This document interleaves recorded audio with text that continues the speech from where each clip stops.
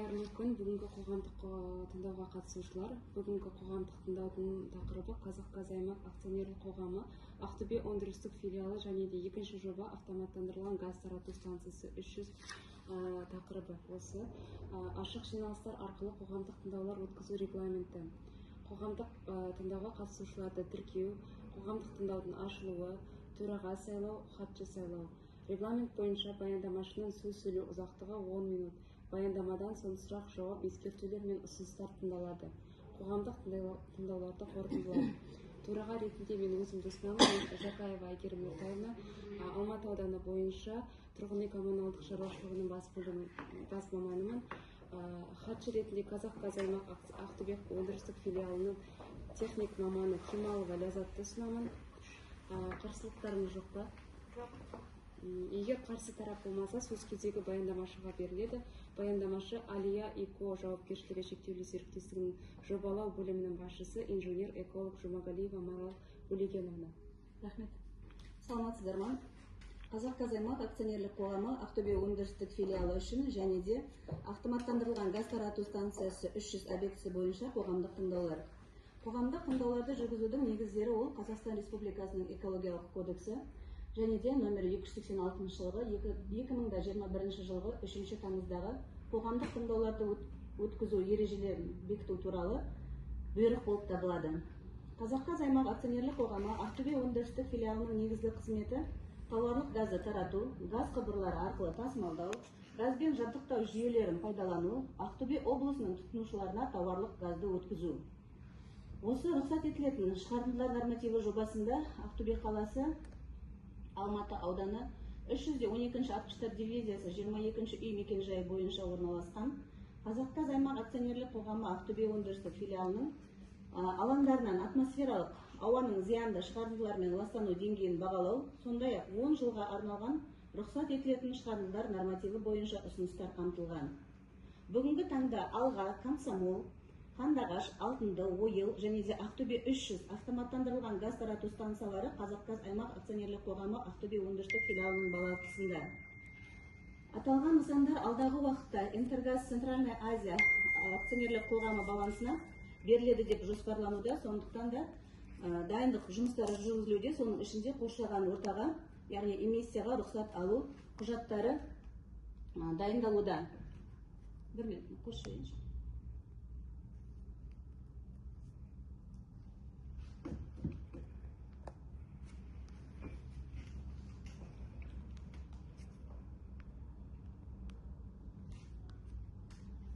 Сонымен қатар ескере кететін жағдай заңда тұлғаның, яғни ұйымның атауы өзгертіліп, қайта тіркелді.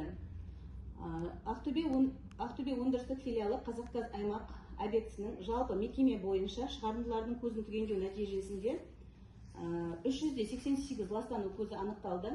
Оның ішінде атмосфераның ластанудың ұйымдастырылған көздері 314 бірлікті құраса, ұйымдастырылмаған көздері 74 бірлікті құрайды. Жүргізілген есептеулерге сәйкес атмосфераға 25 атаудағы ластаушы заттар және де жиынтық зиянды әсер бар заттардың 4 тобы шығарылады. Мекемеден ластаушы заттардың жалпы шығарындылары жылына 7268 тоннаны құрайды. Жоғарыда айтылғандардың негізінде атмосфераға шекті жол берілетін шығарындылар нормативіне қол жеткізу мерзімі 2025 жыл. Автоматтандырылған газ тарату станциясы 300 объектісі бойынша жүргізілген есептеулерге байланысты ластанудың 5 көзі анықталды. Оның ішінде ұйымдастырылған көздері 4 бірлікті құраса, 1 бірлік ұйымдастырылмаған көздері болып табылады. Есептеулерге сәйкес атмосферадағы 14 атаудағы ластаушы заттар және де жиынтық әсері бар 2 заттардың тобы шығарылады. Нормалаға жататын кәсіпорынның ластаушы заттардың шығарындылары жылына 3,14 тоннаны құрайды. Кәсіпорын туралы жалпы мәліметтерге тоқталып өтсек, Казакгаз аймақ акционерлік қоғамы Ақтөбе өндірістік филиалының мақсаты Ақтөбе облысы үшін стратегиялық маңызы бар нысан ретінде жоғары, орта және төмен қысымдағы газ тарату желілер жүйесін тиімді, сенімді және қауіпсіз пайдалануды қамтамасыз етеді. Казакгаз аймақ акционерлік қоғамы Ақтөбе өндірістік филиалының 14 газ учаскелері кіреді. Олар Ақтөбе қаласындағы газ шаруашылығы, Хабда, Алға, Шалқар, Храмтау, Темір, Мұғалжар, Қарғалы, Мәртөк, Әйтеке би, Ырғыз, Байғанин және де ойыл газ шаруашылықтары. Газ шаруашылығы кеңсе бөлімдері бар әкімшілік ғимараттар болып табылады. Атмосфералық ауаның үнемі жұмыс істейтін ластану көздерінде атмосфераға жалпы шығарындылар аз мөлшерде болады. Ол жыл сайынғы жөндеу профилактикалық жұмыстары, үрлеу шамдары, сақтандырғыш тастау клапандары параметрлерін тексеру кезеңінде орын алатын ластану шығарындылары. Сондықтан да атмосфералық ауаға шығарындылардың әсері шамалы және де қысқа мерзімді деп бағаланады. Кәсіпорындардың балансындағы барлық қазандықтардың қуаты аз және де тек қана жылыту кезінде қолданылады. Автоматтандырылған газ тарату станциясы бойынша Ақтөбе қаласында орналасқан жер учаскесінің ауданы 0,3 гектарды құрайды. Нысан барлық жағынан да бос аумақпен шектеседі. Ең жақын тұрғын аймақ Парасат тұрғын алабы 2 км қашықтықта және де Думан тұрғын алабы нысанның шекарасынан 2 км қашықтықта орналасқан. Залдағы адамдар бір көрсетіп жіберейін, мұнда партиялар қосылады.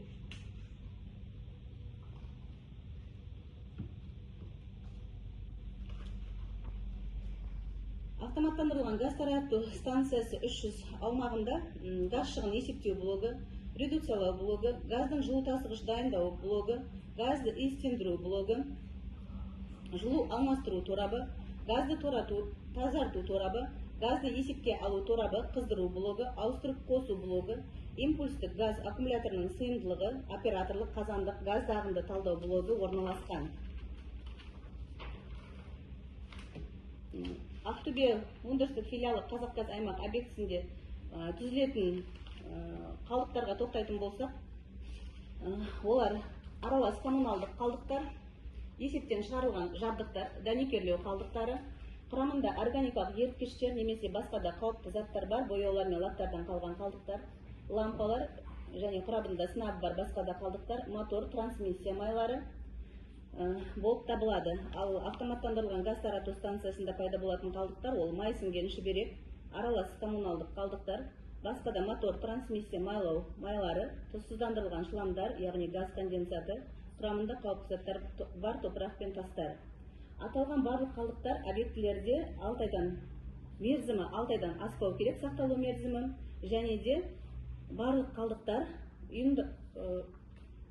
келісімшарт арқылы қайта өңдеуге немесе жоюға мамандандырылған мекемелерге жіберіліп отырады. 2025-2034 жылдарға арналған қоршаған орта қорғау іс жоспарлары, шаралары бекітілген. Оларға тоқтала кететін болсақ, өндірістік экологиялық бақылау жоспар кестесіне сәйкес атмосфералық ауаның жай-күйіне аспаптық мониторинг жүргізу, ағаштар мен бұталардың көшеттерді отырғызу, жасыл желектерге күтім жасау, шарттық негізде және одан әрі жаңағы айтып өткен қалдықтарды әкету немесе кәдеге жарату. Аталған 10 жылға арналған қоршаған ортаны қорғау бойынша іс-шаралар жоспары жобасы бойынша Қазақгаз аймақ акционерлік қоғамы Ақтөбе өндірістік филиалы бойынша қаржыландырудың жалпы көлемі 9 миллион 500 мың теңгені құрайды. Бұл 10 жылға аталып отырған қаражат. Ал автоматтандырылған газ тарату станциясы бойынша қаржыландырудың жалпы көлемі 4 миллион 600 теңгені құрайды. Бұл жерде біздерде қысқаша мәлімдеме объекті бойынша, мекеме бойынша шығарындылары, қалдықтары, жобаға қатысты сұрақтарымыз болса, қазір мына жақтан қарай жіберейік.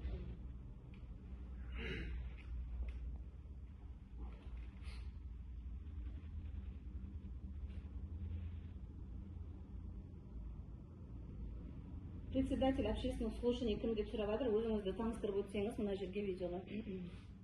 Саламатсызба, мен Жақаева Айгерім Нұртаевна, Алматы ауданы бойынша тұрғын үй коммуналдық шаруашылығы бөлімінің бас маманы болып.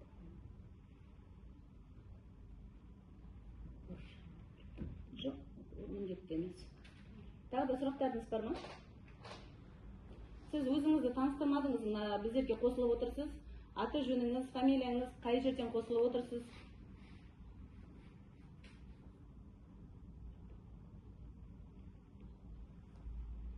Ешқандай жауап жоқ.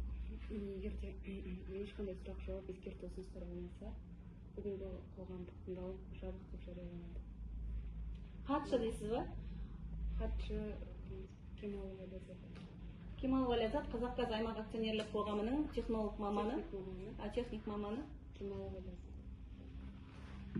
Тағы да айтып өтейін, сіз өзіңізді таныстырып өтсеңіз, мына жерде сұрақтардың барлығы жазылатын болады протоколға. Өзіңізді таныстырып, фамилияңызды, аты жөніңізді, қай организациядан қосылып тұрсыз?